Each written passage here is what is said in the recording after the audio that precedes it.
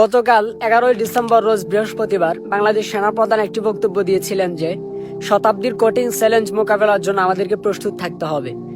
কিন্তু দুর্ভাগ্যবশত একদিন পরেই 12 ডিসেম্বর ঘটে গেল একটি মর্মান্তিকর ঘটনা। আমি স্যারদেরকে রিকোয়েস্ট করবো যে সব বিশৃঙ্খলা শুধু নির্বাচনের দিন রাতে হয় না, নির্বাচনের আগ থেকেই কাহিনীগুলো শুরু হয়। সুতরাং আপনাদেরকে আরো অ্যাক্টিভ থাকতে হবে যেন দেশে দ্বিতীয় কোনো ওসমান হাদি গুলিবিদ্ধ না হয়।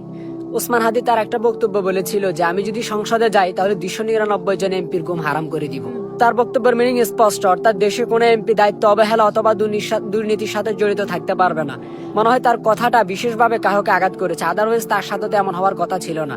নির্বাচনের তফসিল ঘোষণা না হতেই দেশে এমন বিশৃঙ্খলা, আগামী দিনে কি হবে ভাই? নির্বাচনের তফসিল ঘোষণা না হতেই গোলাগুলি শুরু ভাই। নির্বাচন পর্যন্ত এই সময়টা কিভাবে কাটবে? ইন্টারিম কি পারবে তাদেরকে দমাতে? বাই দ্য ওয়ে, আজকে সেটা ওসমান হাদির সাথে হয়েছে, কালকে আমার আপনার সাথে হইতে পারে, অন্য কারোর সাথেও হইতে পারে। বিষয়টাকে কোনোভাবেই ছোটভাবে দেখার সুযোগ নেই।